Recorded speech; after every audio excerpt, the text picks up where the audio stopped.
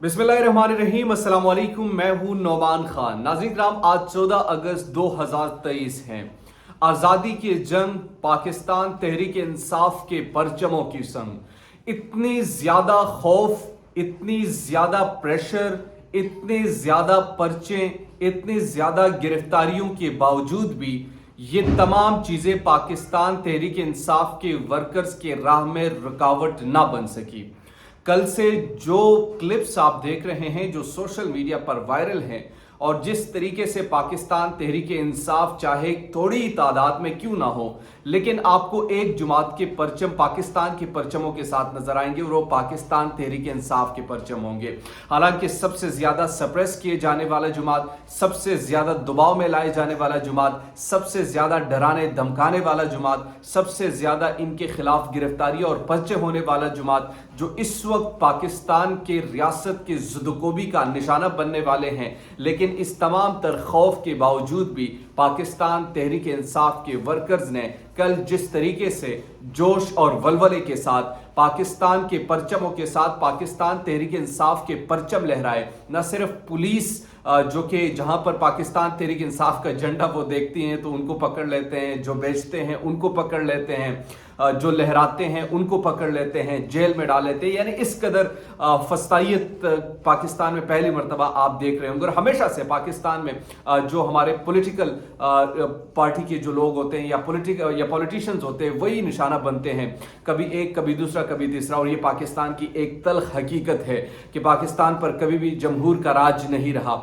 एक गैर जमहूरी कुव्वतों का राज रहा है। और वही राज जो है वो अवाम को भी दबाते हैं, वही राज जो है वो सियासतदानों को बनाते भी हैं, सियासतदानों को गिराते भी हैं, सियासतदानों को लेकर भी आते हैं, सियासतदानों को निकालते भी हैं। तो एक तल्ख हकीकत है हमारी इस तारीखी। बहरहाल जो जुमला मैं आपके सामने रखना चाह रहा था, जिसका मकसद मेरा ये था कि पाकिस्तान तहरीक इंसाफ के वर्कर्स जिस तरीके से इस 14 अगस्त पर भी निकल आए और उन्होंने पार्टी के परचम लहराए, तो वो काबिल दाद भी हैं। वो इसलिए हैं कि इतने जुल्म के बावजूद भी अगर वो इन तमाम चीज़ों से बाज नहीं आते तो समझ जाओ उन लोगों के लिए पैगाम है कि उनको समझना चाहिए कि इस मर्तबा ये कौम आपके काबू में नहीं आने वाली। इस मर्तबा ये कौम जो है वो आपके कंट्रोल से बाहर हो चुकी है। आप चाहे जो मर्जी कर लें, लेकिन इस मर्तबा ये कौम के इरादे मुझे कुछ अलग ही नज़र आ रहे हैं। क्योंकि अगर इतने जुल्म के बावजूद भी पार्टी परचमों की बहार हो, अगर इतने जुल्म के बावजूद भी पार्टी के लोग निकल रहे हो, जवान निकल रहे हो, खवातीन निकल रहे हो, बच्चे निकल रहे हो, तो ये तमाम चीज़ें तो बहरहाल ये है एक तल्ख हकीकत है जो कि मौजूदा तारीख में। दूसरी बड़ी अहम चीज़, परवेज इलाही की गिरफ्तारी एक मरतबा फिर हो चुकी है। अडियाला जेल से उनको आज ही रिहा किया गया और फिर दोबारा किसी और केस में उनको गिरफ्तार किया गया। अच्छा, यही सीन आपको इमरान खान के साथ भी नजर आएगा। आने वाले दिनों में आप देख लेंगे कि इमरान खान को भी गिरफ्तार किया जाएगा, फिर उसके बाद किसी और केस में फिर गिरफ्तार किया जाएगा, फिर रिहा किया जाएगा, फिर गिरफ्तार किया जाएगा। तो ये मामला इस तरीके से चलेंगे। कल आर्मी चीफ ने खिताब किया और उन्होंने कहा कि अवाम और फौज के दरमियान कोई दरार नहीं डाल सकता। ये बिल्कुल दुरुस्त बात उन्होंने की कि अवाम और फौज के माबैन कोई दरार नहीं डाल सकता। लेकिन बसत एहतराम मुझे दो चीज़ें कहनी है। एक तो अवाम हर किसी के लिए अपनी अवाम है, यानी अगर पॉलिटिकल पार्टीज हैं तो उनको सपोर्ट करने वाले उनके लिए वही सिर्फ अवाम है। किसी और जुमात के लिए जो महदूद तादाद हो उनके लिए सिर्फ वही अवाम होती है। ये इदारे जो हैं उनके लिए सिर्फ वही लोग अवाम हैं जो कि उनको अच्छा गुड सर कहते हैं। हालांकि अवाम जो है वो 24 करोड़ से भी ज़्यादा है, और जब 24 करोड़ से अवाम ज़्यादा हो तो फिर आपने 24 करोड़ की उस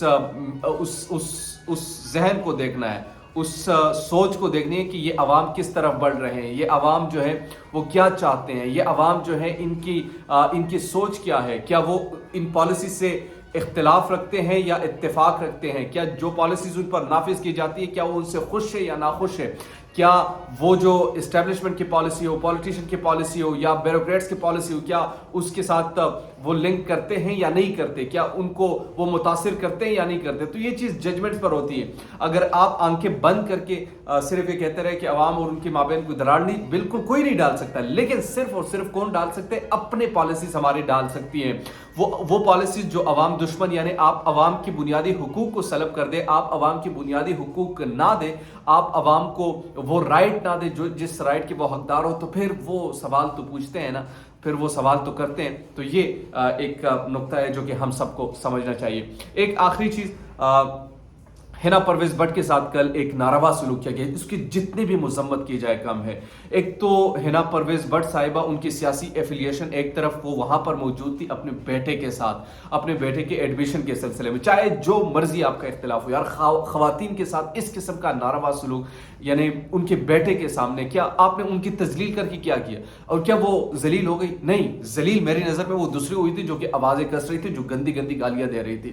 پاکستان تحریک انصاف کو مطلب یہ بھی ان کو کنڈیم بھی کرنا چاہیے اور ان لوگوں سے اپنے رائے جدا کرنے چاہیے.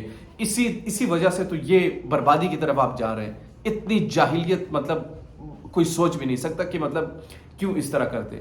ٹھیک ہے یار، وہ جو زبان ٹویٹر پر استعمال کرتی جس طریقے سے کرتی، لیکن وہاں بیٹے کے ساتھ ایک انسان کی اپنی ایگو ہوتی ہے، غیرت ہوتی ہے. آپ اس عورت کو کسی کو کڑا کریں اور اپنے بیٹے کے سامنے اس طریقے سے گالی دیں، کیا وہ برداشت کر لیں گے؟ آئی مچ اپریشیٹ حنا پرویز بٹ کہ انہوں نے جس طریقے سے اس کو ٹالریٹ کیا، جس طریقے سے برداشت کیا اور جس بردباری کا مظاہرہ کیا. تو مجھے تو ان کو اپریشیٹ بھی کرنا ہے اور مجھے ان کو داد بھی دینی ہے اس چیز پر. بہرحال یہ بڑی امپورٹنٹ چیزیں تھیں جو میں نے آپ کے سامنے رکھی. ایک اور بڑی اہم پیش رفت جو اس وقت ہو رہی ہیں، اور وہ ہے جناب کاکڑ صاحب کے نگران وزیر اعظم بنتے ہی انہوں نے بیسکلی آج حلف بھی اٹھائیں گے. حلف کے ساتھ انہوں نے استعفیٰ بھی دیا اپنے سینٹ کے نشست سے. تو وہاں سے وہ مستعفی ہو گئے، نگران وزیر اعظم بن گئے. فواد چودھری کی کل ان سے ملاقات ہوئی تھی اور یہ بھی کبھی امکان ہے کہ ان کو کابینہ میں لیا جا سکتا ہے بطور نگران وزیر. اس کے ساتھ صدر مملکت نے آج قوم سے خطاب کیا اور 14 اگست پر ایک پیغام انہوں نے جاری کیا.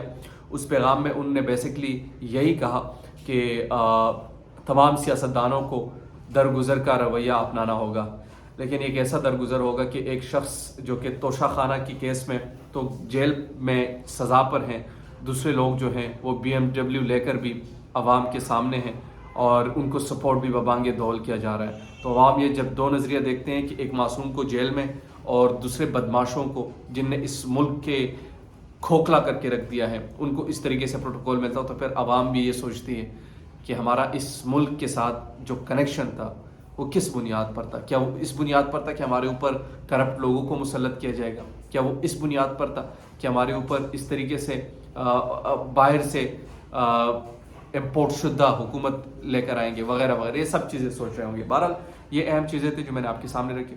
امید کرتا ہوں کہ آپ کو ویڈیو پسند آئی ہوگی. اگر ابھی تک آپ نے ہمارے چینل کو سبسکرائب نہیں کیا تو کائنڈلی سبسکرائب کیجیے. دیجیے نعمان خان کو اجازت. اللہ نگہبان.